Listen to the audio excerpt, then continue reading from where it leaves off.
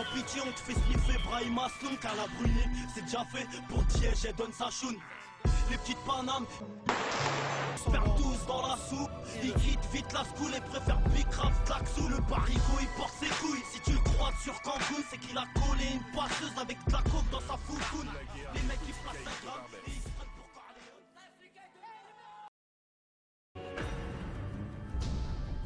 En France, entre 2000 et 5000 jeunes font partie d'une bande.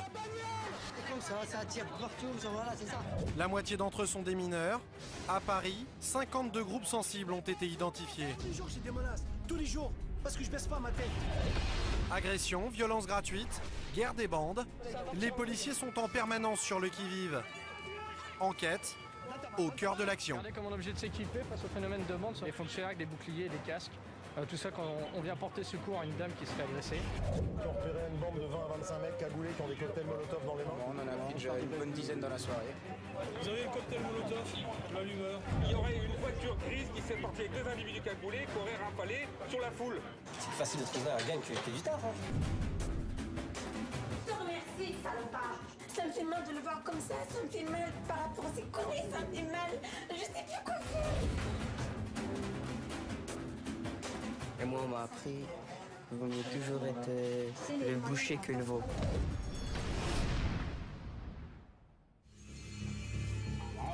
Quoi qu'il arrive, vous restez derrière nous. Paris, minuit. Au beau milieu de sa patrouille, le brigadier-chef Christophe reçoit un appel d'urgence.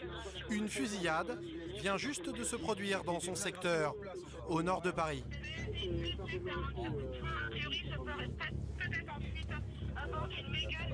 Il faut faire vite, afin de ne pas laisser s'échapper les éventuels témoins. À peine arrivé, la patrouille remarque un homme qui semble sous le choc. Qu'est-ce qu'il a vu, lui? Il est plein de sang, lui. Oh, monsieur, vous avez vu quoi, là? Monsieur, arrêtez-vous. L'homme est en sang. Visiblement, il était aux premières loges. Pourquoi vous êtes plein de sang, monsieur? Bah, c'est comme ça attire partout, voilà, c'est ça. Il est parti où le monsieur? Monsieur. Et il se casse. Manifestement, l'homme n'a pas envie de parler. Mais pour ce policier et ses hommes, pas question de laisser s'échapper un témoin important. Oui, tranquille. Ils sont venus, ils étaient là, et ils sont descendus de la voiture, ils ont tiré jusqu'ici. Voilà, ils sont rentrés même dedans, ils ont tiré sur mon pote là en bas dedans. Ouais, il est mort dedans là. Il avait pris une balle aussi? Ouais, sûrement, oui. Eh monsieur, ça c'est une balle coincée. Hein. Je sais pas. Attends, on va appeler les SPI. L'homme est hagard.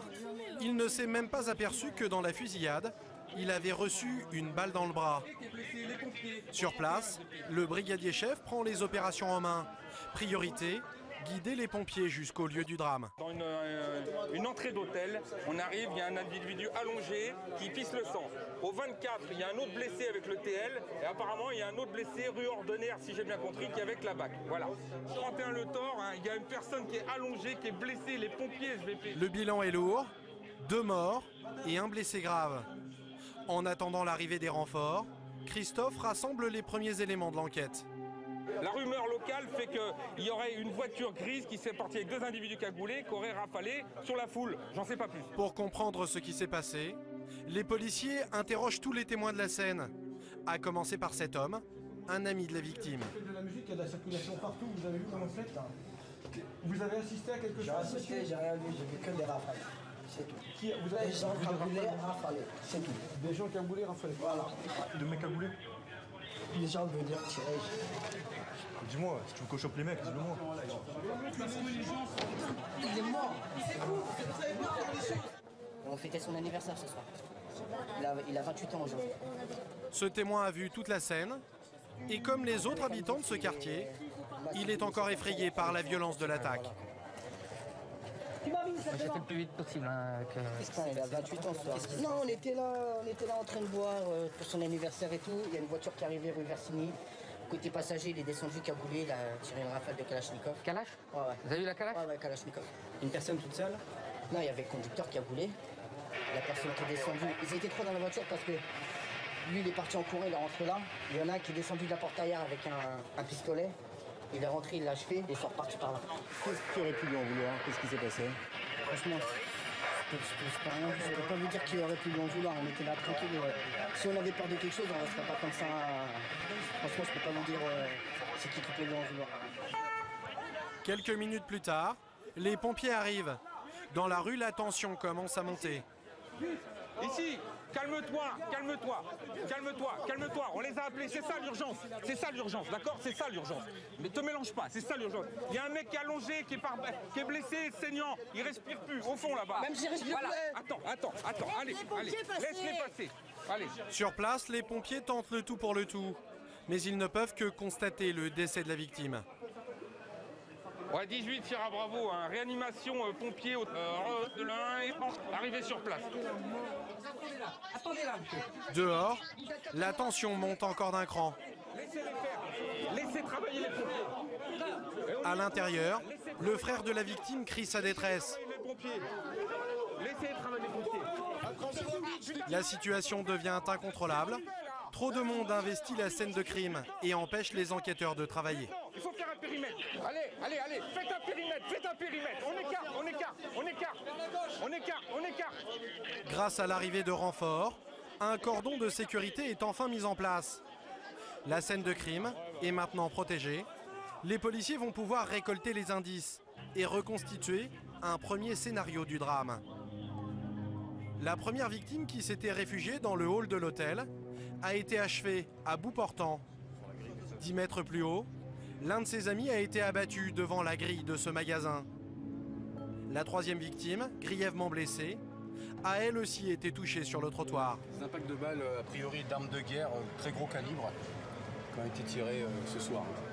Et le bilan aurait pu être encore beaucoup plus lourd.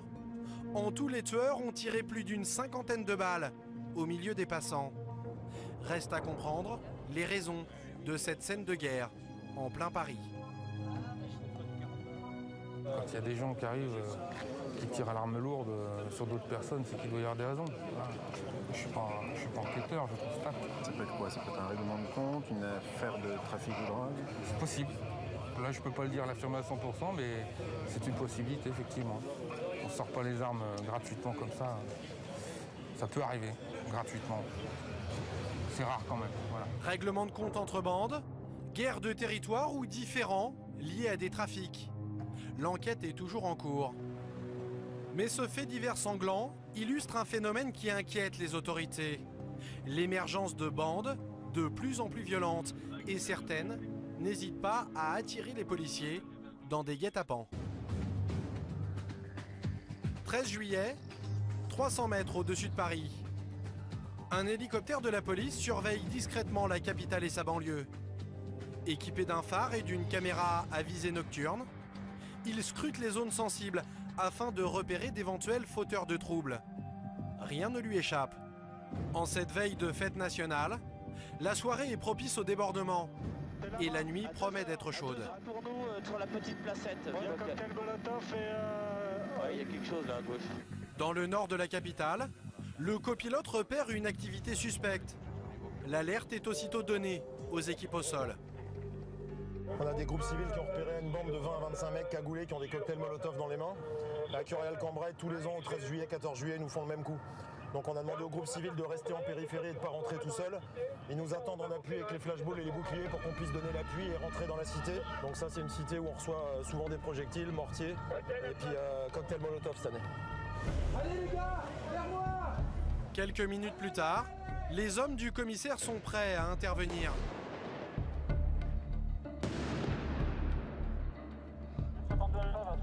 Ils sont juste là les gars, si on court. Mettez-vous là sur le côté. Ouais, bah, aux effectifs présents, attention, hein, c'est du mortier, donc charge importante, hein, ça pète fort. Ce que les policiers appellent mortier, ce sont de gros feux d'artifice, strictement réservés aux professionnels. Certaines bandes n'hésitent pas à s'en servir contre les forces de l'ordre. Bon, un groupe, 5 à 10 individus, ils arrêtent pas de balancer du mortier, on les a vus. Hein, ils sont 100 mètres face à nous, donc on attend votre top et on peut les prendre en tenaille. Allez, c'est parti, on monte les gars. Attention à ce qui va arriver. Ça court, ça court! Ça part dans la bagnole! Dans la bagnole! La bagnole! La bagnole! Devant l'intervention des policiers, les individus cherchent à prendre la fuite, mais la police est plus rapide.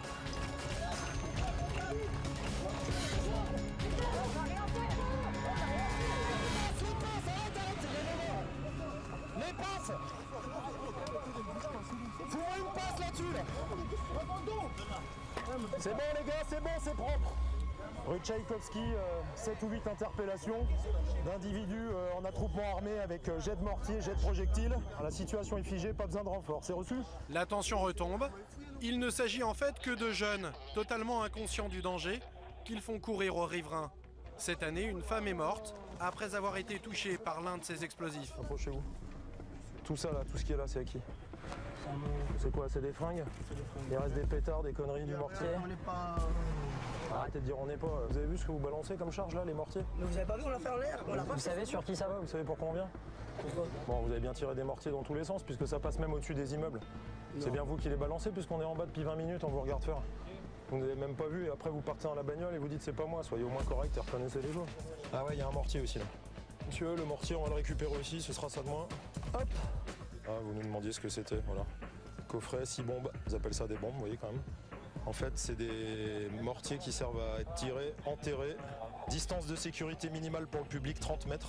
C'est interdit à la vente, c'est sur internet, c'est des achats parallèles. Hein. Ça se vend pas en boutique, c'est interdit. Puis de toute façon, il y a des arrêtés préfectoraux en plus pour l'interdiction de vente de pétards. Déjà les pétards de base qui sont vendus en magasin, donc ça encore plus. Ça c'est totalement interdit, c'est des charges explosives. C'est pour les professionnels des artifices, pas pour les jeunes. Les jeunes passeront la nuit au poste, mais pas le temps de souffler. Quelques rues plus loin, un groupe d'individus serait en train de préparer un guet-apens. Il est où Julien? Il est parti avec Théo Delta? Mais où? Square Léon. Et nous on va où? Et nous on va Raymond Queneau.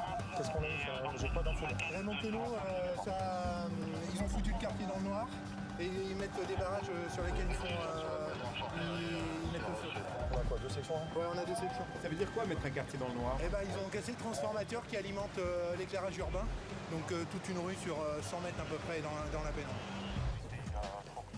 Sur place, les policiers progressent lentement.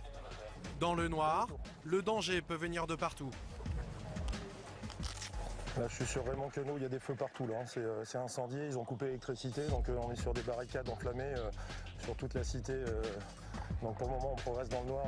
Vous me repassez un coup de fil tout à l'heure. Merci. Au bout de la rue, les pompiers sont déjà affairés à éteindre une barricade enflammée. Une cité, barricade en feu sur tous les 10 mètres. Et l'éclairage... Ah, ils ont coupé. Donc on est dans le noir pendant 3-4 heures toute la nuit et puis ils font des petits coups comme ça. D'accord. Voilà. Ah oui, c'est eux. Donc ça, ici, à Curial, à Orgue de Flandre, ils coupent, ils connaissent les compteurs, ils coupent et puis ils sont chez eux. Difficulté parce que éclairer pour voir où on progresse, c'est se montrer. Et progresser dans le noir, c'est risquer de tomber sur un petit guet-apens plus organisé. L'année dernière, ça tombait des fenêtres, on recevait des boîtes de conserve. Donc une boîte d'1 kilo sur la tête, ça peut faire mal. Là, ils sont pas là. Donc, ils ont dû mettre le feu il y a un petit peu de temps puis aller faire ça ailleurs. Donc on va tourner jusqu'à ce qu'on tombe dessus. Et les policiers n'ont pas longtemps à attendre. Un groupe suspect est repéré à l'autre bout de l'arrondissement. Là on a Solidarité là qui commence. Solidarité, une barricade, 20 mecs cagoulés qui nous attendent. Cette fois-ci, l'affaire est sérieuse. Dans le quartier, des petites barricades encombrent les rues. Le but, obliger les policiers à se déplacer à pied. Comme ils le redoutaient, à peine arrivés dans la cité, les policiers sont la cible de projectiles.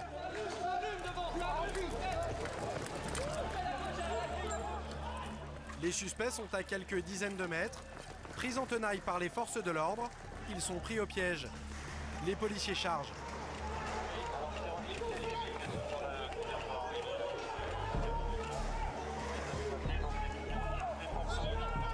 L'intervention est musclée et brise toute résistance.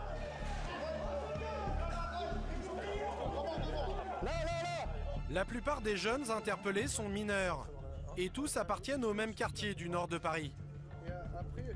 Vous avez le groupe de Curial-Cambrai qui chaque année de façon récurrente nous crée le même genre de guet-apens, toujours les mêmes motifs et mêmes façons de jouer. La semaine dernière on a fait une opération dans cette cité, on est venu, on a fait une opération très calme, ils ne s'attendaient pas à nous voir, ils nous ont donné rendez-vous en disant on se voit le 13 et le 14. Chaque année ils jouent au 13 et 14 juillet avec leurs mortiers, avec les forces de l'ordre. Un mortier.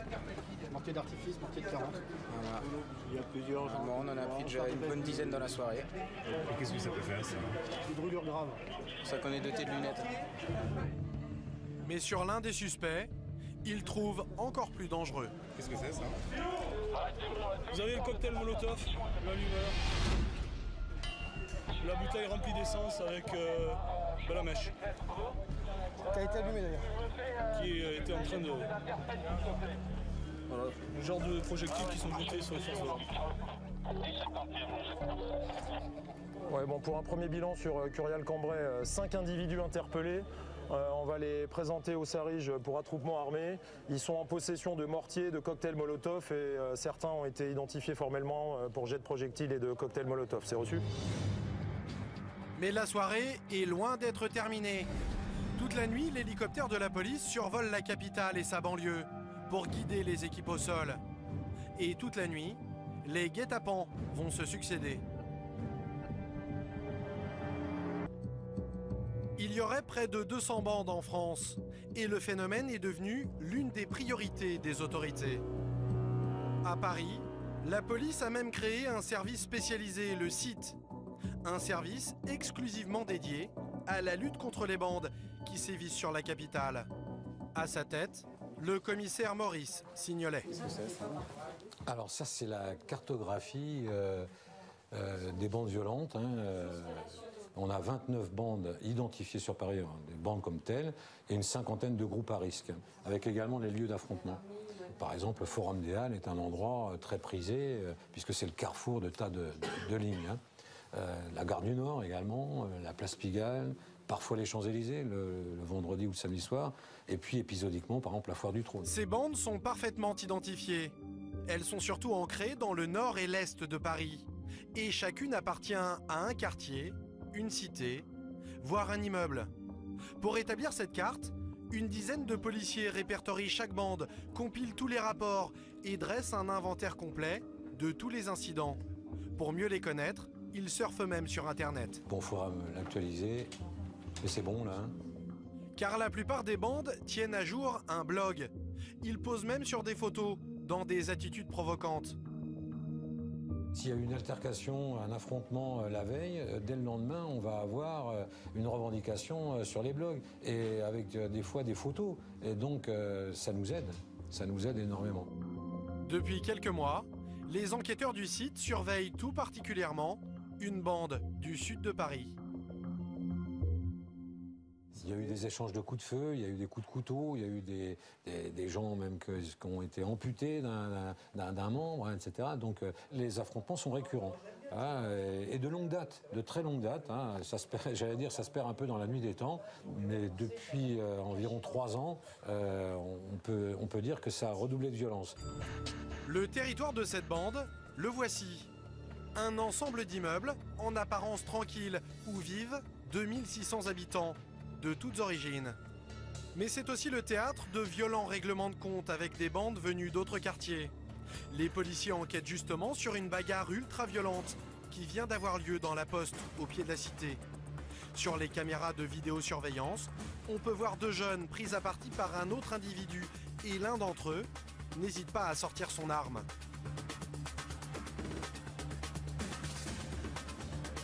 C'est d'un règlement de compte parce qu'il y avait eu déjà une fusillade dans le quartier.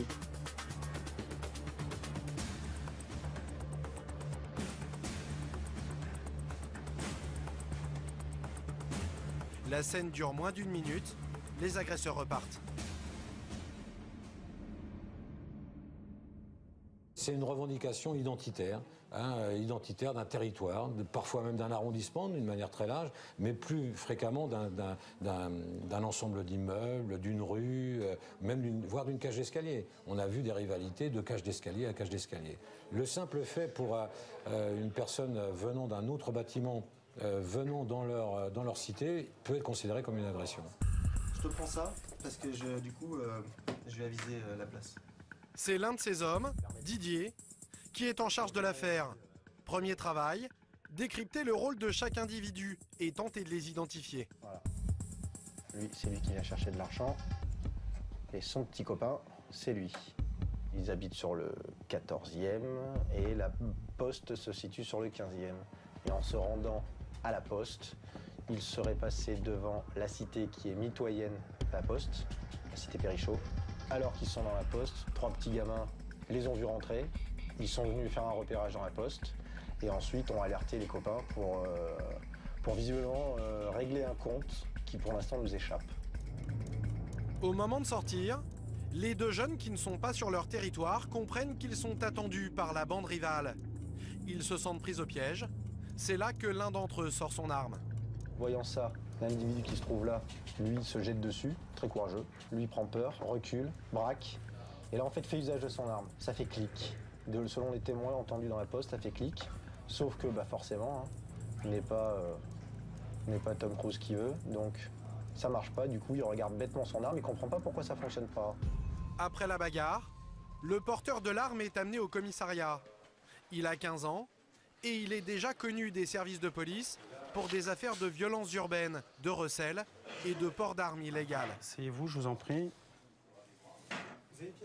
Dans cette affaire, il pense être simplement convoqué en tant que victime de l'agression. Quant à l'arme qu'il a utilisée, il a déjà une réponse toute faite. Il y a eu une arme? Ouais.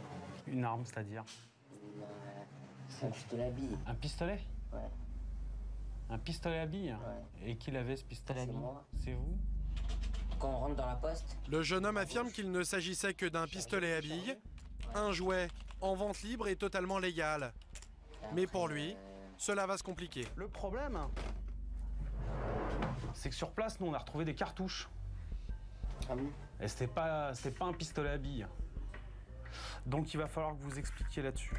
Donc moi de ce fait, je vous place en garde à vue à compter de l'heure où vous êtes présenté et il va falloir qu'on voit un peu cette histoire. Le jeune homme reconnaît finalement qu'il s'agissait d'un pistolet à grenaille. Tiré à bout portant, cela peut être mortel. Ce garçon qui s'est présenté tout à l'heure comme une victime risque maintenant d'être mis en cause pour tentative d'homicide.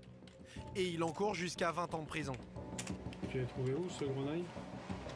Derrière la parquette. Une arme soi-disant trouvée dans la rue, derrière une supérette. L'adolescent ne semble absolument pas avoir conscience de la gravité de son comportement. D'accord. Vite, j'arrive, j'ai un pistolet à billes. Faux. D'où t'as manipulé des armes déjà avant? J'avais manipulé, j'entends et je regarde. Tu regardes qui? Je regarde à la télé et tout. C'est pareil. C'est pareil. Imagine au moment où tu braques, dans la poste, il y a un fonctionnaire de police qui va prendre son service et qui est équipé de son arme. Moi, ça m'arrive, je te calibre. Hein. Ah, mais tu me dis bouge pas avant. Ah non, mais tu plaisantes ou quoi? Je sais pas, moi, si ton arme, elle est chargée. Je sais pas si elle est factice, si c'est un grenaille, si c'est un bille. Mais il est tout petit comme ça. Mais peu importe. Peu importe. Allez, on avance. Ce qui inquiète les policiers, c'est que l'arme utilisée dans la bagarre reste introuvable. Il faut la retrouver avant qu'elle ne tombe entre de mauvaises mains et qu'un drame ne se produise. Il décide alors de perquisitionner au domicile du jeune homme. Ses parents sont divorcés et il vit chez sa mère. Bonjour madame, c'est la police. On vient D'accord, on vient procéder à une perquisition avec votre fils. Il est en garde à vue pour des faits qui se sont déroulés fin juin. Oui. Je te dis, tu rentres plus. 6h du matin. 6h du matin. Mais monsieur, je n'ai marre. Oui, non, je n'ai marre, monsieur. je comprends. Je n'ai marre, ça me fait honte, là. Venez madame, venez madame, venez. Dans la chambre du garçon, les policiers découvrent une armoire bien rangée, une console, une dizaine de jeux, un ordinateur portable. Mais aucune arme. De son côté, sa mère explose. Je te remercie. Je te remercie, salopard. Je te remercie, espèce de connard. On est haram chez mes copains. Non, c'est des copains. C'est des copains. Madame. Les copains. Calmez-vous. Les copains. Je comprends votre réaction, Les copains. mais c'est pas la bonne chose. J'en ai marre de lui. Non, j'en ai marre, mais c'est de lui. Il va pas comprendre. Il va pas comprendre. Les copains. Mais à chaque fois, les copains. Tu vas où? Chez mon copain. Tu dors chez qui? Chez mon copain. Tu dors chez qui? Chez mon copain. Je suis désolée, je suis comme ça parce que je peux plus. Mon Dieu, j'ai envie de le bouffer. Ça te fait marrer, ta mère qui est comme ça, non? Ça me fait mal de le voir comme ça me fait mal par rapport à ses conneries, ça me fait mal. Je sais plus quoi faire. C'est tout à fait normal. Je ne peux pas comprendre. Je t'en prie, il faut qu'il soit bien. Pour retrouver une maison, regarde-lui, mais il est pas content. Je n'ai marre.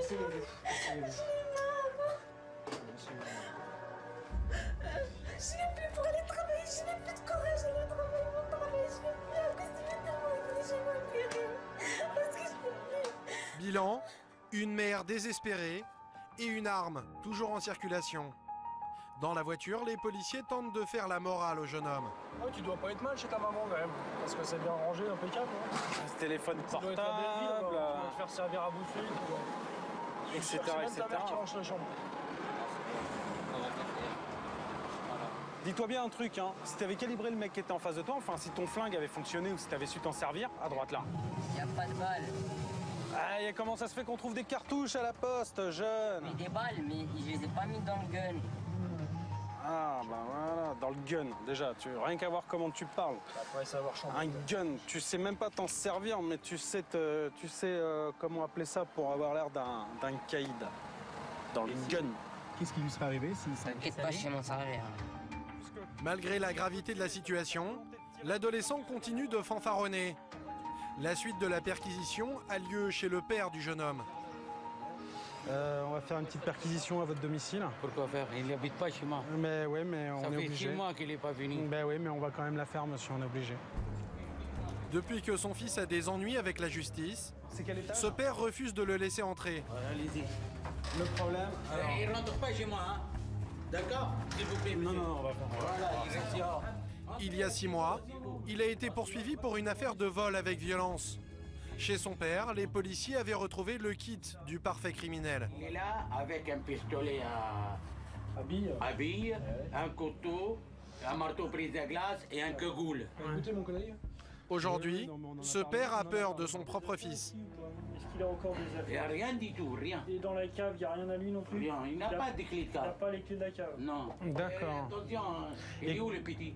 Il est à l'extérieur avec des collègues. Ah, d'accord. Ah, vous nous avez demandé à ce qu'il rentre pas. Il n'est pas rentré, il me vole quelque chose. Ah ouais. Merci beaucoup. Bonne fin de journée. Les perquisitions n'ont rien donné. Réfléchis à toutes les conneries que tu fais, toi. Mesdames. L'arme reste introuvable. Le jeune homme repart au commissariat. Comment entre-t-on dans un gang et comment s'en fait-on accepter? Il s'agit de jeunes qui ont certainement des problèmes à la maison. Moi, ça a été mon cas. Je veux dire, je m'entendais pas avec mon père. Il y avait des difficultés financières. C'est des choses que je vivais très mal. Je supportais pas déjà de voir mes frères et mes sœurs, puisque j'étais un des plus grands, notamment le deuxième et tout, en train de vivre des choses qui étaient difficiles pour eux. Donc, il est plus facile à ce moment-là d'aller dehors et tout, de retrouver des gens qui sont comme nous, d'autres jeunes et tout, avec qui on peut partager, discuter. Et puis petit à petit, les choses commencent comme ça. On commence à traîner ensemble, on se trouve des affinités, on reste ensemble. Et puis au tout départ, quand vous êtes encore une petite bande, tout le monde peut venir un peu se greffer à ça parce que bon, c'est le contact, ça se passe bien. C'est un peu comme à l'école, on rencontre un copain, on discute avec lui, on regarde avec lui, ça se passe bien. Et donc voilà. Et puis si certaines de ces bandes se structurent, ce qui a été le cas pour nous, ce qui est le cas pour certaines aujourd'hui, ce qui se passe à ce moment-là, c'est que s'ils choisissent un certain chemin, qui est le chemin de la violence, par exemple, des bagarres, des affrontements, etc., ils vont peut-être beaucoup plus sélectifs et tout, parce qu'il leur faut des gens qui soient capables de se battre, sur qui ils peuvent compter, etc. Pendant ce temps, dans la cité du sud de Paris, où a eu lieu l'affrontement, la vie a repris son cours. Pendant que nous réalisons ces images, nous croisons par hasard un protagoniste de la bagarre de la Poste. Il s'agit du jeune homme qui aurait pris une balle en plein cœur si l'arme ne s'était pas enrayée. Il nous repère et quelques instants plus tard, vient à notre rencontre. On m'avait filmé, moi. J'ai déjà vu sur une vidéo à la Poste. Vous voulez me dire un truc, quelque chose? Après quelques minutes de négociation, lui et ses amis acceptent finalement de nous parler. Il nous explique pourquoi tant de jeunes se regroupent dans des bandes. Pourquoi il y a tant d'affrontements ici? Ah, je sais pas du tout. C'est la génération antérieure. Pourquoi toujours des bandes? Toujours des guerres entre bandes. Parce que personne essaie de s'en sortir tout seul. Et les gens ils pensent qu'en étant en bande, ils vont réussir leur vie. Marcher à 10 dans la rue, ça les rend plus forts. C'est facile de trouver un gang qui fait du taf. Hein. Moi, voilà, je connais des gens, là, ils sont dans la merde, ils cherchent du taf. Demain, on cherche une arme. C'est plus rapide que les assédiques ici. Hein. C'est comme ça. Et qu'est-ce qui se passe en ce moment? Ça, c'est chaud, non? Bah ouais, échange de tirs, bagarre de bande. Alors, pour quelle raison il y a eu un affrontement à la Poste? Quelle raison il y a eu un affrontement à la Poste? Parce que, logiquement, celui qui a l'arme, c'est l'agresseur, vous êtes d'accord avec moi? Personne qui va à la Poste avec une arme. Qui va à la Poste avec une arme? Il va à la Poste, soi-disant il veut retirer de l'argent. Personnellement, Il prend une arme de poing avec lui. Pourquoi? Pour traîner avec une arme sur soi, il faut se reprocher quelque chose.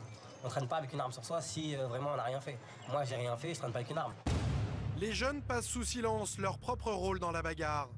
Mais à demi-mot, ils nous expliquent que le porteur de l'arme se savait menacé. Il appartient à une bande rivale, située de l'autre côté du boulevard. Une bande qui, quelques semaines plus tôt, les aurait attaqués à coups de pistolet. Ce serait donc le point de départ de toute l'affaire. Et l'affrontement de la Poste aurait eu lieu en représailles. Il faut que les gens arrêtent de croire qu'on peut tirer sur les gens comme on veut. C'est pas comme ça la vie. On tire pas sur n'importe qui pour n'importe quoi. Non, il a failli perdre l'usage de sa main et l'autre il a failli perdre sa jambe. Pour des conneries comme ça. Parce que vraiment, je vous dis, c'est des conneries. C'est des conneries. Hein. Parce que après, les flics ils vont croire qu'il y a des histoires de je sais pas quoi, c'est des conneries. C'est des conneries. C'est même pas une histoire de regard ou d'un c'est des conneries, c'est encore pire que ça. C'est encore plus infantile que ça.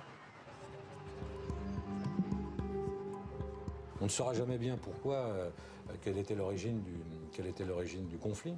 Un regard mal interprété, une histoire de fille, un chahut quelconque, un mauvais geste. Va entraîner toute une série de réactions plus ou moins violentes, plus ou moins organisées, avec des retours, ils appellent ça des retours.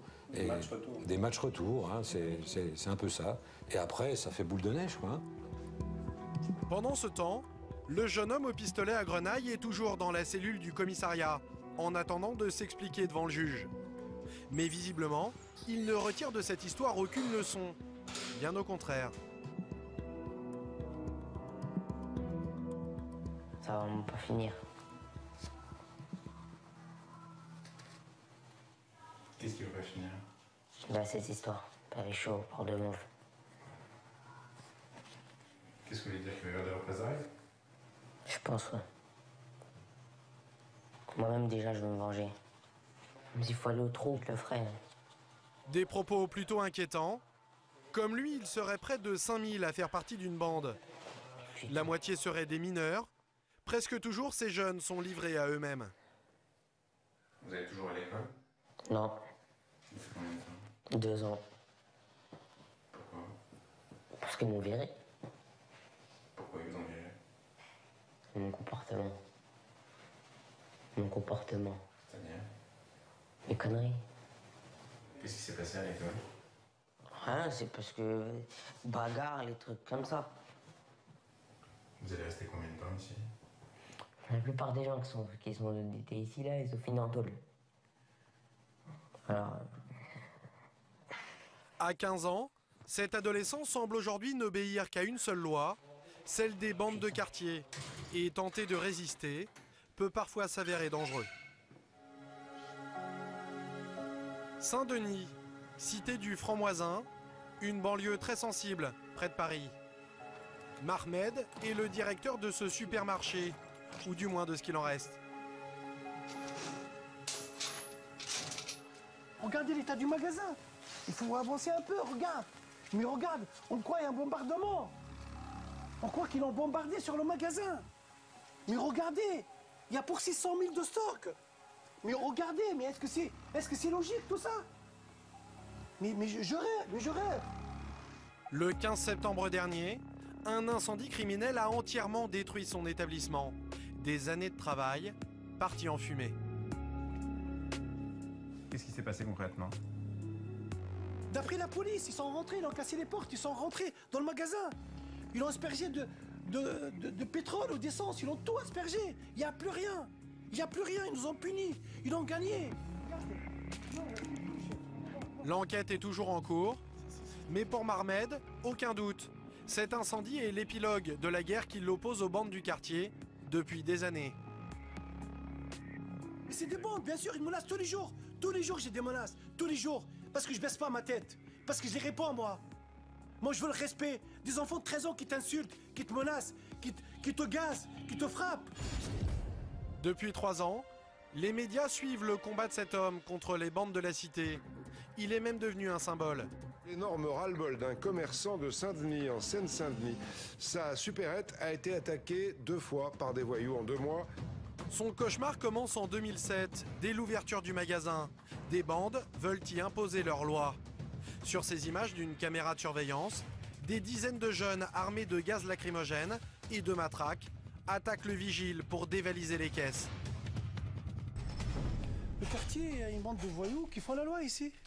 Ils veulent servir gratuit, ils veulent tout faire à leur manière. Ils respectent rien. Pour eux, son magasin, c'est à eux. Insultes, vols, agressions. Mahmed se souvient parfaitement de l'événement qui a tout déclenché. Un jour, il y a deux policiers qui passaient. J'ai serré la main à ces gens-là. Il y a 4 individus qui sortent de la cité Franc-Moisin, cagoulés. Ils m'ont dit, enculé, comment ça se fait tu serres les mains à des policiers chez nous? J'étais surpris de ce mot-là chez nous. Il dit, chez vous où? Il m'a dit, ici tu es à 9-3, à Franc-Moisin. Ici, enculé de ta race ne serre jamais la main aux policiers. Et depuis ce jour-là, les problèmes ne cessent d'aggraver, de jour en jour. Mahmed ne veut pas se soumettre et il va le payer cher.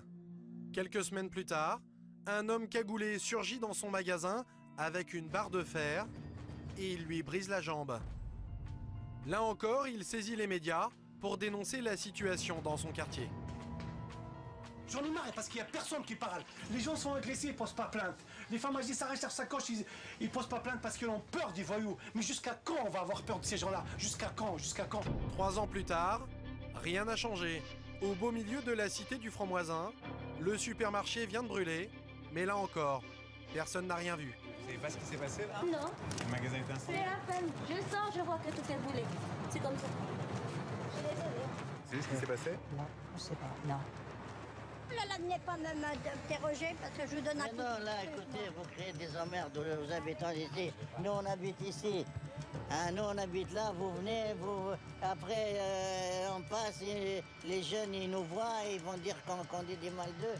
Et après, on va avoir des problèmes. D'accord. Donc vous avez peur de témoigner? Non, j'ai peur de personne. On n'a rien vu. Mais ici, le Franc-Moisin, je deviens fou. Je peux pas vous raconter les histoires. Un enfant de 5 ans, il t'insulte. Ils font qu'est-ce qu'ils veulent. Ils rentrent dans le magasin, ils mangent, ils serrent. On peut rien dire. Ils agissent rarement seuls, c'est ça? Ils sont toujours en groupe. Ils nous brûlent les voitures, ils percent les pneus. Je peux pas vous dire combien de plaintes j'ai posées ici, combien de plaintes. Depuis, Mahmed a reçu des menaces de mort et sa famille a même été agressée. Aujourd'hui, il vit caché, au point qu'il a dû changer sa voiture contre un véhicule un peu particulier. Qu'est-ce que c'est que ce camion? J'ai acheté ce camion de la poste, comme ça les gens ils savent pas. Ils croient que je travaille à la poste.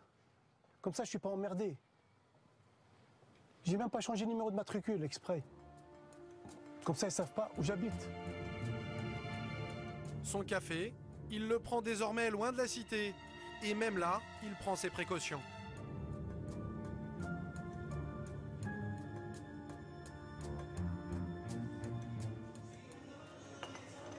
Vous pouvez me dire, le monsieur qui est là, c'est... Ça c'est mon garde-corps, c'est ma sécurité. Lui, c'est votre garde du corps? Ouais. Voilà, il faut venir en cachette aussi, il ne faut pas qu'ils te suivent ces gens-là. Parce qu'ils savent où je bois le café, c'est la misère, c'est la misère. Voilà. Il y a beaucoup de menaces. Il n'y a que ça, que des menaces, que ça. Je suis leur ennemi. Ce matin, Mahmed retourne une dernière fois devant le supermarché. Il a donné rendez-vous à ses employés et doit leur annoncer une mauvaise nouvelle. Nous, ici, je pense pas qu'on va ouvrir. C'est fini. Mais c'est fini, c'est fini. On va pas se faire tuer pour un magasin. Fini. Vous étiez tout employés de ce magasin? Tout, ça. Oui. Ça, c'est mon équipe de choc, celle-là. Pas de photos, s'il vous plaît, parce que... Ils habitent dans le quartier. J'habite dans le quartier, on sait jamais, parce que... Oui. Maintenant, on va rester triste, parce qu'on pas du travail. Il faut y aller au chômage. Je suis triste parce que j'ai ma famille. Il faut que j'ai payé des loyers, il faut que j'ai payé de tout, toutes les factures. Maintenant, je vais faire quoi? Les bandes ont gagné la bataille, mais au final, ce sont tous les habitants qui ont perdu. Car à ce jour, aucun repreneur ne s'est présenté pour le supermarché. C'était le seul du quartier. Mais le plus souvent, la violence de ces jeunes se tourne contre les bandes adverses. Et parfois, cela peut avoir des conséquences dramatiques. Paris, métro porte de Clignancourt. Cette scène se déroule en plein après-midi, un dimanche de septembre. Au milieu des voyageurs, un jeune homme à capuche grise s'avance sur le quai. Il est inquiet et observe autour de lui avant de s'engouffrer dans le métro. Il hésite à monter, puis redescend sur le quai. Il ne le sait pas encore, mais il vient de commettre une grave erreur. Deux jeunes, ici en bas de l'écran, se dirigent droit vers lui.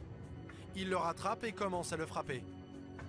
Quelques instants plus tard, c'est maintenant une douzaine de jeunes qui arrivent et lui assènent d'autres coups au point de lui faire perdre l'équilibre. Il passe à quelques centimètres du train, puis les coups recommencent au milieu des passants. Mais son calvaire ne fait que commencer.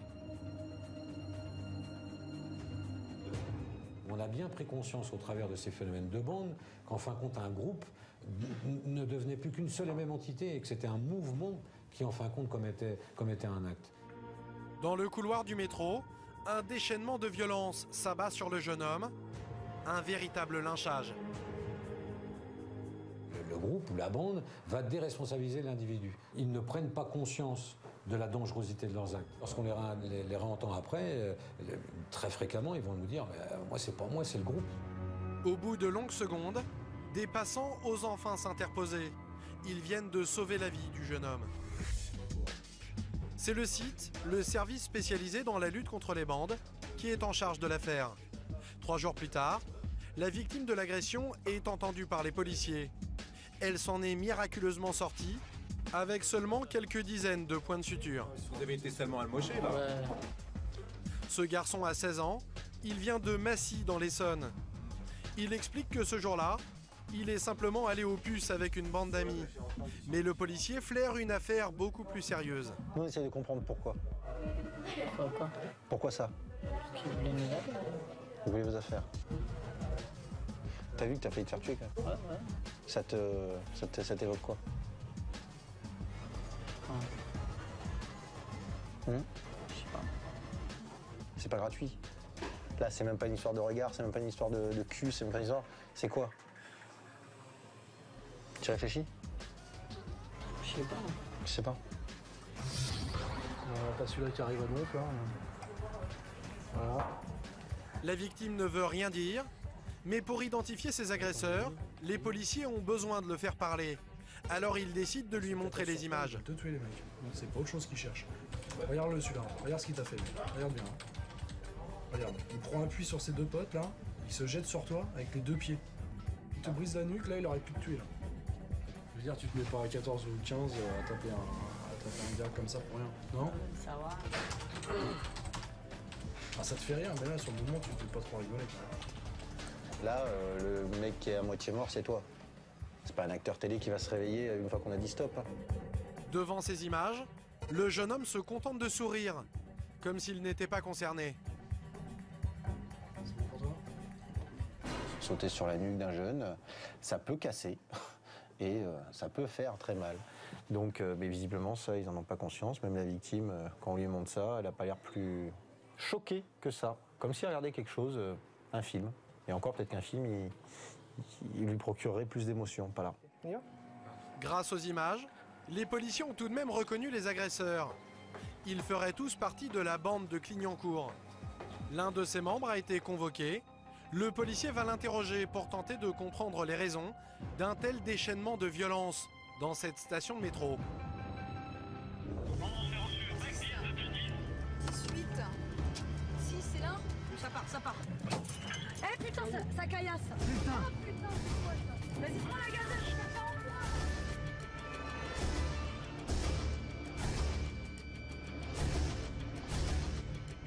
Ça va très vite. On va voir un jet de gaz lacrymogène et puis un individu qui s'avance en grille et qui tente d'empoignarder un autre.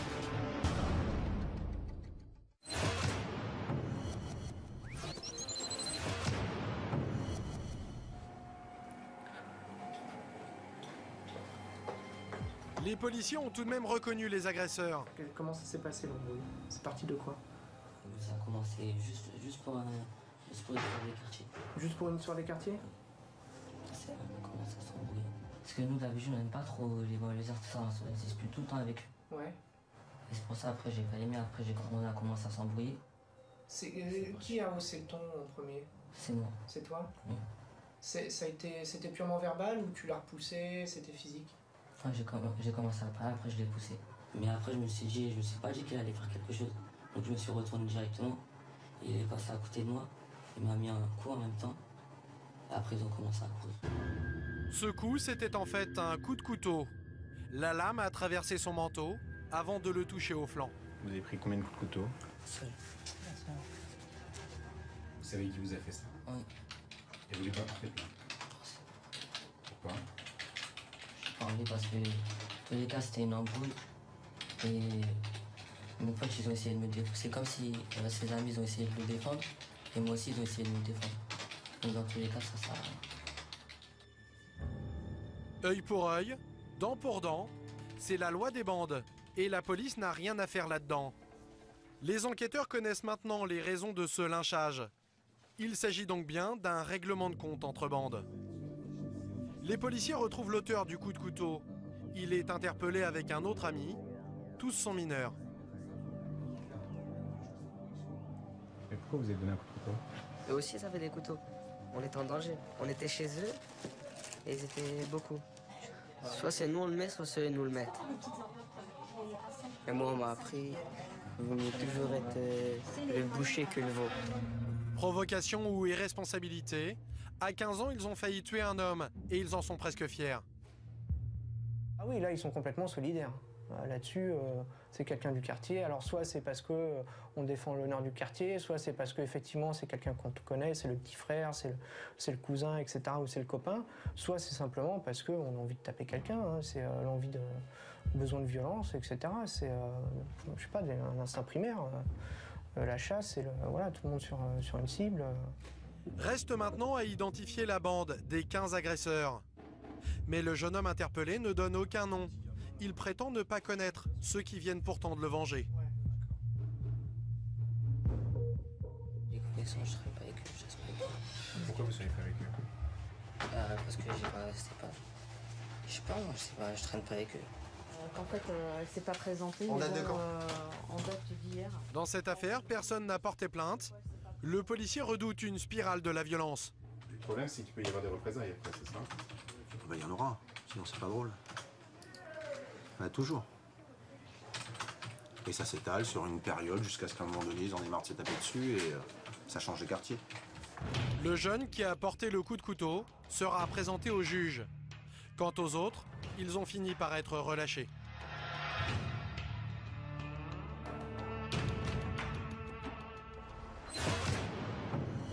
Quel regard portez-vous sur ces gangs qui émergent aujourd'hui, vous? C'est qu'il faut qu'ils réalisent que tout ça, ce n'est rien d'autre qu'une phénoménale perte de temps. Ils vont perdre 3 à 5 ans de leur vie dans des guerrières de quartier sans réel intérêt, pour des motifs la plupart du temps extrêmement futiles, parce qu'il s'agit d'adolescents, de préadolescents, et qu'on n'est pas encore dans des questions d'argent, c'est pas encore ancré dans leur esprit ni dans leurs attitudes. Ils vont se détester et se faire du mal avec des gens qu'ils ont toujours connus, puisqu'ils se fréquentaient les mêmes salles de sport, les mêmes écoles et les mêmes amis autrefois. Et finalement, les 5 ans qu'ils auront perdus, au moment où certains voudront sortir, si c'est leur choix, et beaucoup font ce choix-là au bout d'un moment, il leur faudra encore 3 ans pour arriver à sortir de ça. Donc, à partir de ce moment-là, on peut comptabiliser entre 7 et 10 ans comme ça et tout, de perdus. On n'avance pas.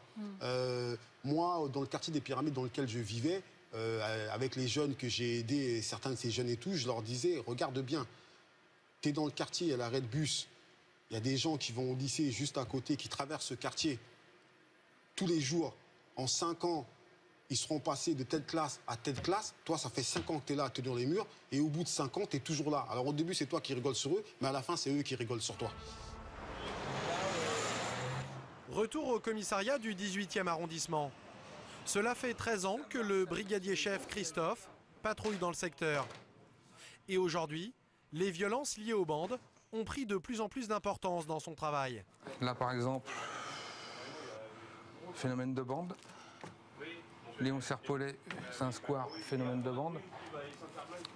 Rue Riquet, phénomène de bande, mais là c'est fini, ils sont partis en vacances. J'en connais depuis 10 ans, je les ai vus grandir tout petits, ils ont pris 1 mètre de croissance en une dizaine d'années, bien sûr. On ne peut pas laisser le terrain à ces catégories de personnes, mais on ne peut pas non plus prendre des risques et puis mettre une cité à feu à sang, c'est pas le but. Voilà. Donc s'il y a des situations agressives en face de nous, c'est sûr qu'on va répondre d'une manière virile. Il est hors de question de ne pas faire notre travail de A à Z. Par contre, les choses se passent bien.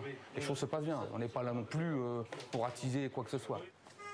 Conséquence, sur le terrain depuis 5 ans, les interventions dans certains quartiers sont parfois tendues. On avait pris une armoire métallique, mes collègues, c'était à l'automne dernier, ici, là. C'est tombé d'une cage d'escalier, là, ici, là. Ici, c'est combien, il y a 3 semaines, un mois? Découvert d'un fusil à pompe, donc un calibre 12, avec cartouche et cagoule. Au même moment, ses collègues reçoivent un appel pour une agression dans l'une de ces cités. Plusieurs jeunes qui essayent de tirer un sac à une personne âgée. Charlelotte, c'est laquelle?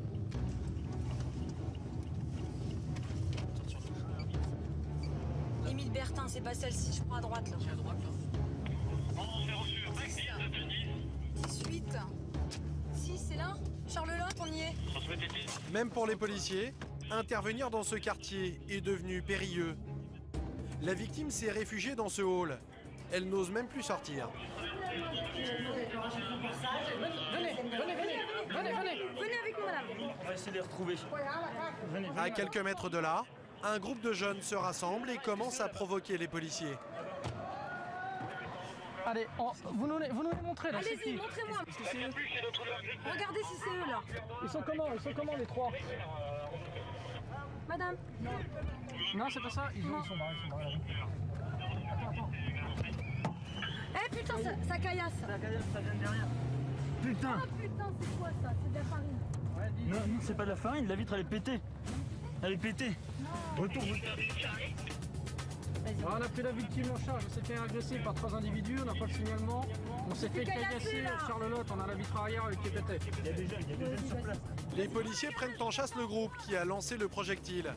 Ils sont rejoints par les hommes du brigadier Christophe. Vas-y, go les gars là.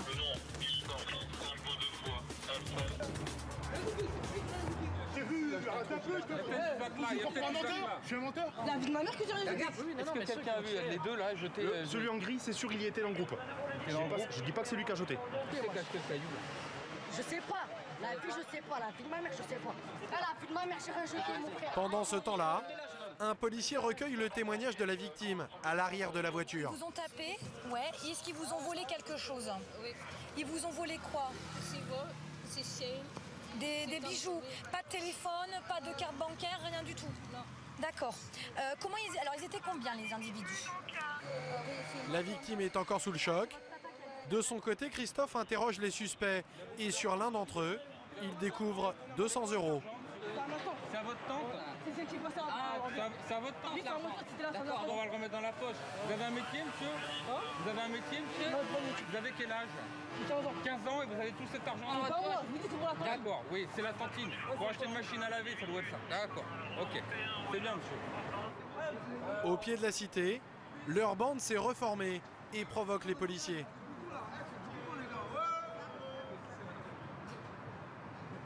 Voilà, vous avez typiquement un phénomène de bande, voilà comme on peut dire. Voilà. La police arrive pour une agression de femme âgée. On est reçu voilà, par des cailloux et puis des jeunes qui squattent à droite, à gauche. Avec des gamins de 15 ans qui gardent les sous de leur tente dans la poche de leur veste. Voilà, tout va bien. Très rapidement, la tension monte et les policiers appellent des renforts. Ils savent que la situation peut rapidement devenir incontrôlable. Dans la voiture, la victime du vol se sent de plus en plus mal à l'aise. De toute façon, je vous donne les démarches à suivre pour aller déposer plainte. Et ensuite, vous aurez une réquisition pour aller voir un médecin. Et comme ça, on aura les jours d'ITT. Hein, parce que vous avez quand même la lèvre gonflée. Hein. La victime, aujourd'hui, elle n'ira pas déposer plainte. Ouais. Elle veut partir. Allez, au revoir, madame. Faites attention à vous. Hein. La femme qui vient de se faire agresser connaît bien cette cité. Elle préfère se taire pour éviter les représailles. Arrêtez, voilà, putain. On n'a rien fait, wesh. Quant aux 2 jeunes soupçonnés de caillassage, ils sont conduits au poste. Mais la police reste vigilante. Regardez comment on est obligé de s'équiper face au phénomène de bande, notamment sur notre arrondissement. Voilà, regardez, des fonctionnaires avec des boucliers, des casques. Tout ça quand on vient porter secours à une dame qui se fait agresser. Et donc voilà comment on est obligé d'intervenir. Cette dizaine de policiers anti-émeute va stationner plus d'1 heure au pied de la cité, le temps que la tension retombe. Tout le temps, hein, dans ce quartier-là, à chaque fois qu'on y va. C'est régulièrement hein, qu'on se prend des cailloux sur les véhicules de police. Hein, c'est quasiment quotidiennement. Les 2 jeunes interpellés sont mineurs, mais ils sont déjà bien connus des services de police et visiblement, ils ne sont pas du tout impressionnés. Faire quelque chose parce que tu as été reconnu. La pile ma mère que j'ai rien fait. Sur le corps de la mère que j'ai rien fait. On m'a reconnu quoi? Arrête, wesh, arrêtez, voilà, arrêtez. Là, ils font les malins, mais c'est des jeunes qui ont 200 € dans les poches, qui cassent tout, qui agressent, mais c'est personne. Voilà. Ah, je vais jeter une pierre, c'est même pas mon quartier. C'est pas ton quartier, c'est avec les mêmes mecs, c'est pareil. Mais quel aide? C'est même pas là, vous parlez avec moi? Tu rigoles, c'est moi qui conduisais le véhicule, ok? C'est ma voiture. Tu vas casser mon carreau, ok? Allez, présentation de la journée. C'est JB qui... Ce jeune homme va passer la nuit en garde à vue. Mais comme la loi l'exige, les policiers doivent tout d'abord prévenir ses parents. Vous êtes collégien? Oui, bonsoir madame, excusez-moi de vous déranger, c'est la police du 18e arrondissement, officier de police judiciaire de permanence. Je vous appelle au sujet de... C'est votre fils, ça? D'accord, mais je dois vous informer qu'il est en garde à vue chez nous. Hein, depuis 21h55. Voilà. Non, il ne s'est pas disputé, ils étaient avec ses copains, ils ont lancé des pierres ou je ne sais quel objet sur des véhicules de police. Vous êtes avisés. Voilà, au revoir. Bonne soirée madame, au revoir. Comment ils ont réagi, ses parents? Ah, il m'a dit merci beaucoup, au revoir. Ils ont l'habitude. Ah, ils n'avaient pas la surprise? Ah, du tout. Et les parents sont tellement habitués que, bon, voilà. Quand c'est des primo-délinquants, la première fois, c'est vrai que les parents réagissent tout autrement. On a aussi les parents qui nous disent bah, gardez-le, j'en veux plus. Mais qui ne savent plus quoi faire. Donc c'est la détresse humaine en même temps que, voilà, que le reste. Quoi. L'autre jeune garçon n'a même plus besoin d'être guidé vers les cellules. Il connaît bien le chemin. Tu te demandes de le connaître? Il n'a pas encore 15 ans et c'est déjà la 7e fois qu'il est placé en garde à vue. 180 ? Je vais compter avec toi après. Tu travailles? Non. Non? C'est pas moi. T'as 180 € dans les poches, tu C'est travailles pas pas? moi. C'est pas moi. C'est à qui? C'est à mon frère. Ah. Visiblement, il a oublié qu'1 heure plus tôt, il prétendait que c'était l'argent de sa tante. Monsieur, vous volez pas avec moi, vous volez pas mon argent. Non, pas voler ton argent, je suis pas un voleur. 1, 2, 3, 5 billets. 100 €, 180 €. Voilà. Allez, tu sais où c'est? 6. La 6? Ouais. D'ailleurs. Putain, je suis tout seul, mon frère. Je peux pas monter avec mon pote. Non. La 6, allez. Les 2 jeunes seront libérés le lendemain, faute de preuves.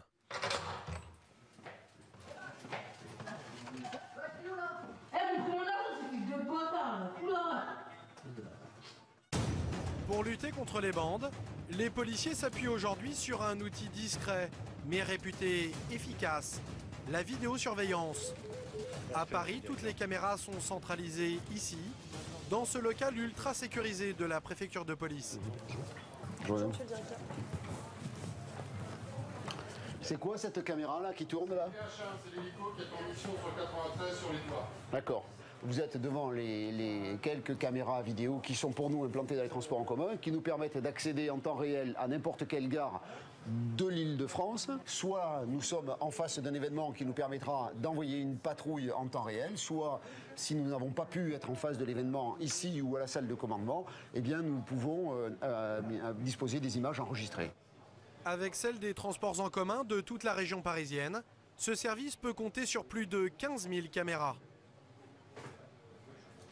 Donc c'est très utile cette télésurveillance. C'est pas utile, c'est indispensable. C'est indispensable à notre action. Aujourd'hui, on ne peut pas concevoir qu'une police moderne, efficace, ne dispose pas d'images de ce type-là pour prévenir d'une part la commission des délits et d'autre part identifier les auteurs des délits ou des coups lorsqu'il y a des affrontements entre bandes. Point particulièrement sensible pour ces hommes, la gare du Nord. Avec un demi-million de personnes qui transitent chaque jour, c'est la première gare d'Europe, la 3e au monde. Mais pendant des années, elle a été le terrain d'affrontements entre bandes. Exemple avec ces images, enregistrées au printemps dernier. Voilà, c'est parti, ça va très très vite. On va voir un jet de gaz lacrymogène, voilà. Et puis un individu qui s'avance en grille, qui tente de porter un coup de couteau à un autre individu, et qui le porte d'ailleurs. Vous avez nettement vu le couteau, et là vous en avez un autre qui a encore un couteau et qui tente d'empoignarder un autre. Est-ce que les individus ont été interpellés? Oui, oui, on a un blessé par coup de couteau. On interpelle les individus au bout de quelques jours, grâce à la vidéo. Pour reconquérir la gare du Nord, en plus de la vidéosurveillance, les autorités ont doublé leur patrouille. Et aujourd'hui, la situation s'est pacifiée. Pour nous en convaincre, le directeur de la DPSP nous emmène sur place. Voilà, venez voir là, venez ici. Venez filmer l'opération en cours là-bas. C'est un jour de départ en vacances, les gens doivent pouvoir partir tranquillement. Et un après-midi comme cela, oui, avec autant de monde, je pense que la gare est bien sécurisée. La présence policière est dissuasive et les contrôles systématiques. Non. Pas déclaré, pour l'instant. Non. Bon, par contre, il a quand même la coupe de cheveux. Il a quand même la coupe de cheveux qui correspond ou au GDN ou à d'autres personnes qui sont sur le côté. Et comme il traîne régulièrement ici, avant qu'il en fasse partie, on fait connaissance. Les individus qui trouvaient ici moyen de venir s'affronter ne sont plus là de manière aussi prégnante. Ils peuvent se regrouper, mais en tout cas, ils sont par petits groupes et en tout cas, ils ne créent pas le sentiment de sécurité dont je vous parlais tout à l'heure. Donc notre action, à la fois judiciaire, nos interpellations et notre présence a fait que le phénomène a à peu près disparu. Mais les policiers restent à l'affût. Un peu plus loin, ils fouillent un jeune homme suspect. Et dans son sac, voici ce qu'ils découvrent. Un point américain. Arme de 6e catégorie. Pourquoi vous avez un point américain? C'est mes questions de sécurité, c'est tout. C'est pas un objet de décoration, c'est pas un bel objet. Avec ça, on peut faire très mal. Vous pouvez tuer quelqu'un avec ça? Comment? Vous pouvez tuer quelqu'un avec ça? Vous êtes conscient? Jamais. Vous êtes conscient de ça? Jamais. Vous êtes conscient que vous pouvez tuer quelqu'un avec ça? Les policiers interrogent son acolyte pour en savoir plus. Ils soupçonnent un règlement de compte entre bandes. Ils veulent le tuer. Et pourquoi ils veulent le tuer? Il y a une histoire. C'est quoi l'histoire? En fait, c'est une histoire de cité, en fait. Alors au départ, c'est une embrouille, si j'ai bien compris. Un différent, mais qui portait sur quoi? Une fille? Non, même pas. De la cam? Ah, je vous vois sourire un petit peu, l'histoire de cam, voilà. Un petit peu, là. Et c'est une embrouille donc entre une cité d'Aubervilliers et l'autre cité, elle est d'où? Courtilière. Courtilière, d'accord. Vous faites partie d'une bande? Un peu. Un peu. Comment? C'est marqué là. Il y avait une histoire de cité. En fait là, les mecs ils veulent la peau à mon copain. Et c'est ça. En fait, ils ont tapé son petit frère. Son petit frère et les autres gens aussi. On a trouvé les personnes qui ont fait ça et on a réglé ça direct. C'est parti jusqu'à des armes, bon, voilà quoi. Ouais, mais si vous le prenez, On va pas se contenter de le prendre, monsieur. Vous allez faire l'objet d'une procédure judiciaire, c'est pas rien. Vous êtes connu des services de police? C'est la première fois? C'est dommage, monsieur. Bon, on va vérifier ça de toute façon. Vous allez nous accompagner, on va aller au poste de police, monsieur. Il va aller en garde à vue là, tout ça. Ah, il va partir en garde à vue là. C'est quand même dommage. Donc le message qu'il faut faire passer à tous vos copains, c'est qu'il ne faut pas se balader avec des armes blanches. Ni des poings américains, ni des couteaux, ni quoi que ce soit. Même pas la petite lacrymo. Ça sert à rien. Ici, vous êtes en sécurité. Quand vous voyez le nombre d'effectifs de police ici, vous êtes en sécurité, d'accord? Et c'est notre rôle à nous. Ok? Allez, c'est le message qu'il faut faire passer. J'espère qu'ils vont relâcher mon copain là. Parce que sinon, on va tout casser. Aujourd'hui, les policiers viennent probablement d'éviter une bagarre, mais certaines sont imprévisibles. Paris, porte de Saint-Cloud, au début de l'été. Un peu avant minuit, un groupe de jeunes s'apprête à regagner sa cité des Périchots. Ils sont suivis par 2 hommes, en blanc, d'origine asiatique. Soudain, une bagarre éclate. L'homme à la chemise blanche sort un couteau et frappe son adversaire. Ils sont rejoints par les autres membres de leur bande. L'affrontement est bref mais très violent. Cet homme a reçu 5 coups de couteau.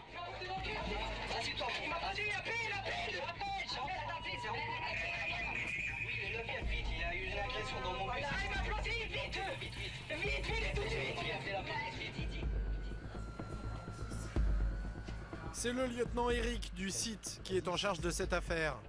La victime a frôlé la mort. Elle est soignée dans cet hôpital parisien.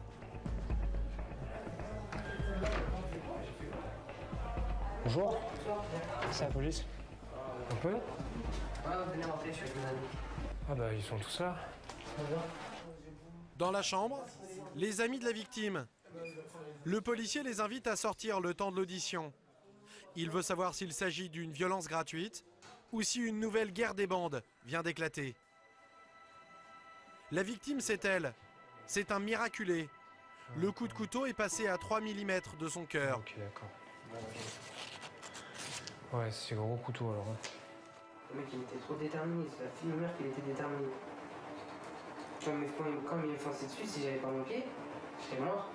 Parce que le mec, il était là. Tac, tac, tac, tac. C'est juste qu'après, mon pote, il a dit, il y a la police, il y a la police, il y a la police. Ils ont eu peur, ils sont partis. Le jeune homme affirme qu'il ne connaît pas ses agresseurs et qu'il ne les a jamais vus avant de monter dans ce bus. Donc à aucun moment vous avez parlé aux 2 Asiates, hein? Non, je peux pas parler. Même pas à l'arrêt de bus? Non, je les ai pas calculés. S'il y a eu une réflexion qui a été faite là, à ces mecs-là, quand vous êtes montés dans le bus, faut le dire, parce que de toute façon, on vous le reprochera pas, c'est pas... ça justifiera jamais ça, quoi. Aucune réflexion, là, c'est pas monsieur. D'après la victime, l'agresseur l'aurait attaqué sans raison. L'enquêteur a des doutes. Cela fait 4 ans qu'il travaille dans ce service spécialisé, et pour lui, cette version ne tient pas. Ce qu'il dit, c'est qu'il se souvient plus bien, quoi. Bizarrement, il se souvient très bien de l'agression, mais pas de ce qu'il a fait avant, quoi. Vous avez déjà vu comme ça des agressions portant contre quelqu'un pour rien, gratuitement? Non, jamais. Jamais. Retour au site. En repassant la vidéo, un certain nombre d'indices laissent penser aux policiers que les agresseurs avaient prémédité leur coup. Première chose intéressante, c'est qu'on a cet homme-là qui passe un coup de fil. Pendant tout le temps du trajet, il va téléphoner. On suppose que c'est aux complices qui vont leur prêter main forte par la suite, quoi, au moment de l'agression. Les 2 hommes évitent de regarder leur cible, car le moment de l'attaque approche. L'un d'eux pense même à protéger sa montre, qu'il range soigneusement. Lui confie ses lunettes, hein. Et rapidement, l'agresseur sort son arme. Voilà, là vous voyez, il a sorti discrètement son couteau, là, qui tient maintenant dans la main gauche. Donc a priori, là, il semble déjà avoir l'idée de... ou en tout cas se préparer tout doucement à agresser les jeunes qui sont au fond du bus, quoi. Voilà. Vous l'avez repéré, le signe, là? Les autres membres de la bande sont arrivés. C'est le moment d'attaquer. L'action ne dure que quelques secondes, mais elle est d'une extrême violence. Grâce à la photo tirée de la vidéo du bus, l'homme qui a porté les coups de couteau est reconnu en pleine rue par des policiers. Il est interpellé.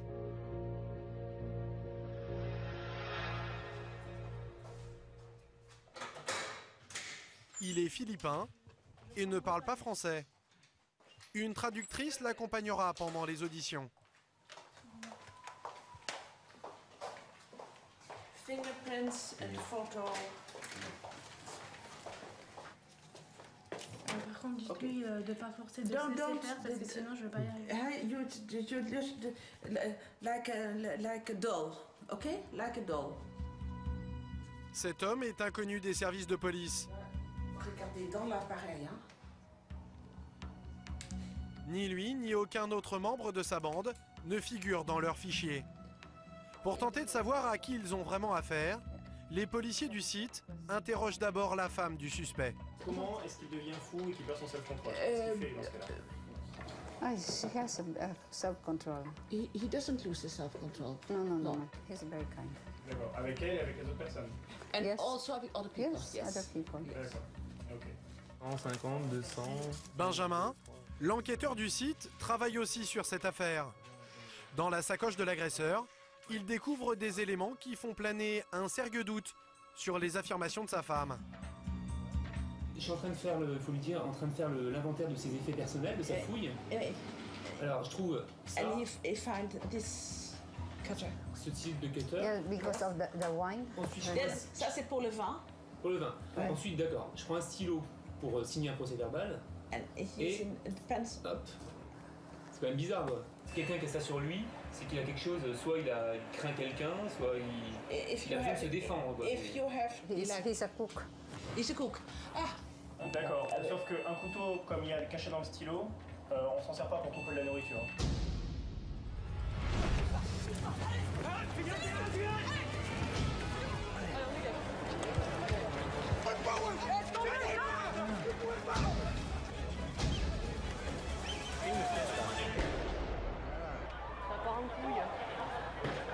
Ah, ça y est, les bagnoles, ça caillasse. les bagnoles. Ça y est, ils savent même pas pourquoi on est là, mais ils aiment pas la police.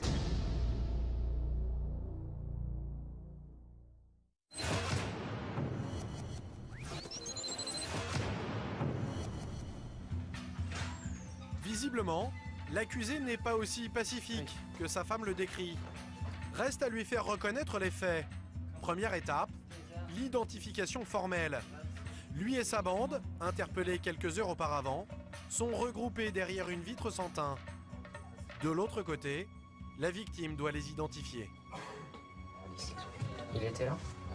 D'accord. Ouais. La victime les reconnaît tous. Ok. C'est pas lui qui peut se faire. Confondu par la vidéosurveillance, identifié par la victime, l'agresseur n'a plus d'autre choix que de reconnaître les faits. Donc, qu'est-ce qu'il a fait? What did you do? Yeah, you can see it in the video. I think I stabbed him. You? I think I stabbed him, yeah. Je pense que je l'ai planté. Il a asséné 1, 2 coups, 3 coups. How many shots? How many shots? I think more than 2. More than 2? I think more than 2. Plus que 2. Plus de 2 coups avec mon couteau, hein. Le patron du site profite d'une pause pour faire le point avec ses enquêteurs. Pour lui, il subsiste encore trop de zones d'ombre. Cette affaire ne me plaît pas, parce que je ne comprends pas. Je ne crois pas du tout à cette agression comme ça, gratuite. Ça n'a pas de sens. C'est une agression gratuite, hein? Ouais, c'est ça. Moi, j'y crois pas du tout. Et les victimes sont aussi déglinguées que les auteurs là-dedans. Donc il faut connaître l'histoire. Ça ne me convient pas. À l'autre bout du couloir, la victime est à nouveau entendue. Les policiers sont persuadés qu'il s'est passé quelque chose avant l'agression dans le bus. Et ils veulent savoir quoi. Maintenant, tu dis la vérité, d'accord? Parce que là, on est jeudi, les faits, ça s'est passé dimanche, et pour l'instant, on a perdu 3 jours.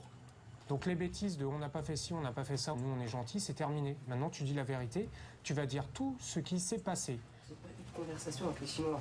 Si j'en ai eu une, c'est obligé, j'ai dû lui dire ouais, t'as un chaud, toi, c'est tout. Sans plus. Et c'est là que vous avez changé un mauvais regard? Ouais, c'est là qu'on a changé un mauvais regard.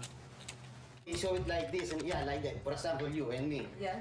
So I say something in press and then I like this and was saying something in press and then before I step to the bus, he tap it like this. My back. He do that to impress his friend that Pour quelle raison? Comme ça, gratuitement? Maybe because we are Asian. I don't know. I think because we are Asian, we are small person. Peut-être parce qu'eux, ils sont... We are only two, maybe we are only two, that's why. Ils sont petits. Est-ce qu'il ne trouve pas son acte un peu disproportionné face à l'attaque?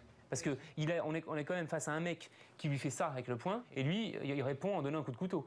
Alors, c'est pas disproportionné, non? I am stranger. I didn't understand what he's saying. It's the first time that I saw that guy. Because this guy first still telling me.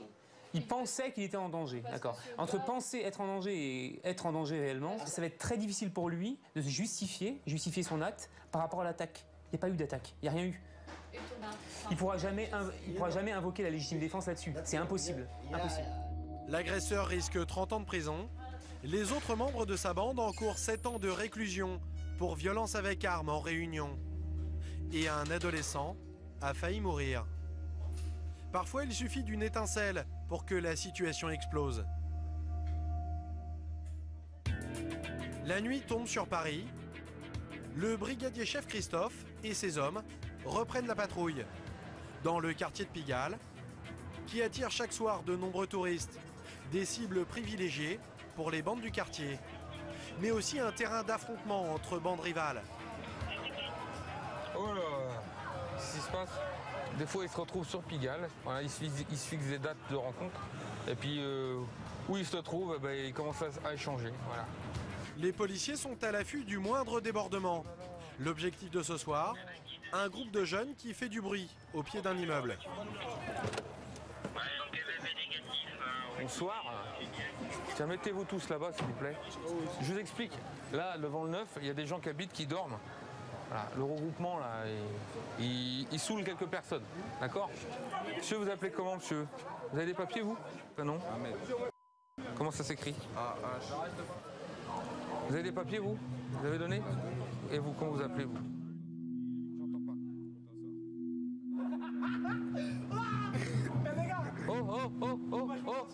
Oh! Parlez-moi. Arrêtez de crier, d'hurler, monsieur. Viens pas te mêler. Jeune homme, viens pas te mêler du contrôle parce que je vais me mêler de toi, là. D'accord? Ça se passe bien avec tes amis, là. Ça se passe bien. Ça se passe bien. Alors, viens pas te mêler des affaires de l'autre, d'accord? L'un d'entre eux agite une béquille, une arme très prisée dans les bagarres. Christophe tente de calmer le jeu. C'est une menace déguisée? Écoutez-moi. Ça va se passer avec un rappel à l'ordre, tout simplement, on a vos noms, terminé. Donc ça se passe bien tranquille. S'il y en a qui viennent foutre le tarma là, sur l'affaire, on fera ce qu'il faut aussi, d'accord? Mais les provocations reprennent. Qu'est-ce qu'il y a là? Qu'est-ce que tu parles de moi? Est-ce que j'ai pas de physique? De quoi je me mêle? De quoi je me mêle? Pourquoi vous parlez de mon physique? Avec les potes, ça se passe bien.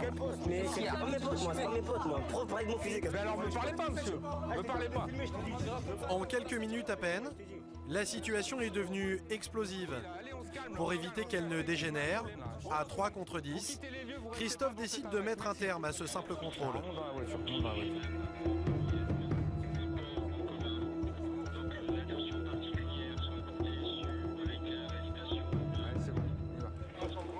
Monte dans la voiture parce que j'ai pas envie qu'on se fasse casser une lunette arrière encore. Il y a des vieux qui habitent dans cet immeuble, ils en peuvent plus. À moins des choses, c'est que... Ils vous ont menacé, là? Oui, mais bien sûr. C'est pas grave. Tous ceux qu'on a vus, on connaît leurs noms, leurs adresses. Le moins de cailloux jetés par un de ces gars, il y aura une réponse pénale derrière. Quelques mètres plus loin, les provocations recommencent. Fais gaffe, casse-toi! Voilà, jet de canette. Une canette d'un célèbre Colin a été jetée dans notre direction.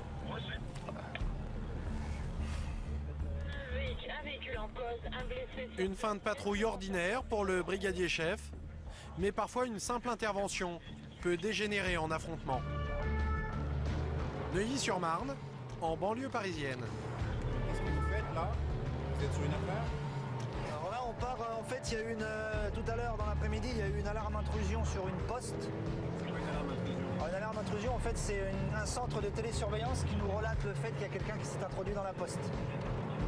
Donc ça s'est passé il y a à peu près 1h30 de ça.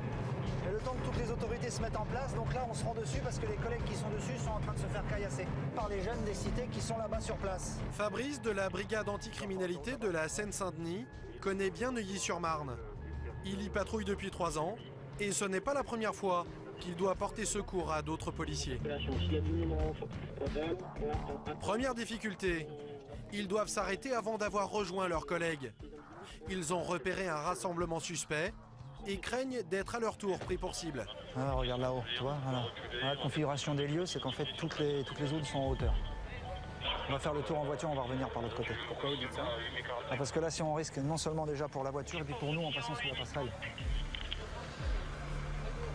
Par contre, tu pars en marche arrière si tu peux là. pas en marche arrière. On va pas traverser parce qu'on va se faire niquer là. Descends l'escalier. Ça part, ça part. Il y a des collègues derrière. Mais pas le temps de faire le tour de la cité. L'affrontement reprend entre certains jeunes du quartier et les policiers déjà sur place. Laurent et son équipe montent sur la passerelle afin de repousser les fauteurs de troubles. Mais il en faut plus pour impressionner certains jeunes qui continuent à provoquer les policiers en leur jetant des pierres.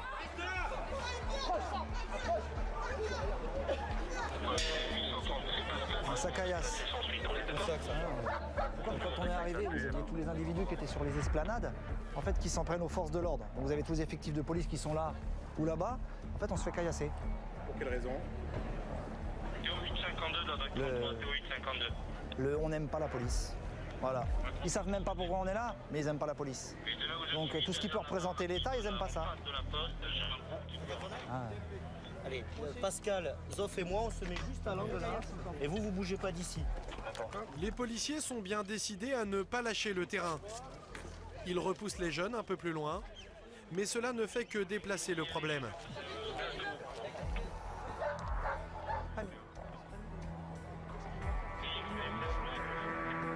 Ah, mais ils vont refaire le tour pour repasser par l'autre passerelle.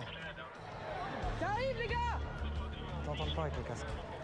Ils ont compris, ils ont compris. Pour impressionner leurs assaillants, ils tirent en l'air au flashball.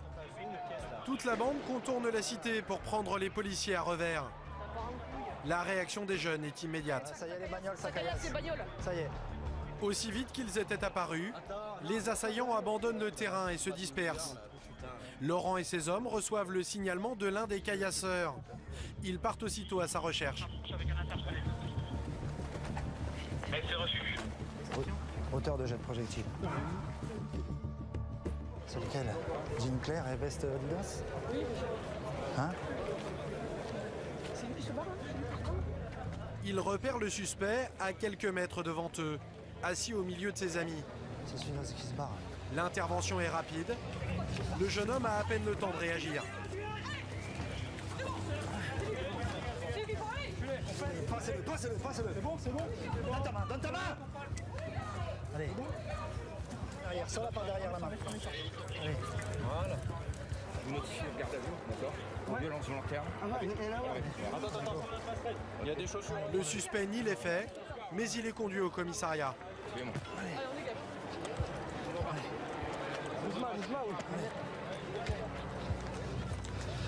Si on se dépêche de charger l'individu dans le véhicule.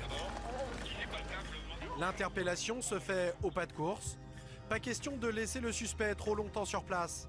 Cela risquerait d'attiser la colère de ses amis et de remettre le feu aux poudres. Ce soir-là, les policiers mettront 3 heures à rétablir le calme à Neuilly-sur-Marne.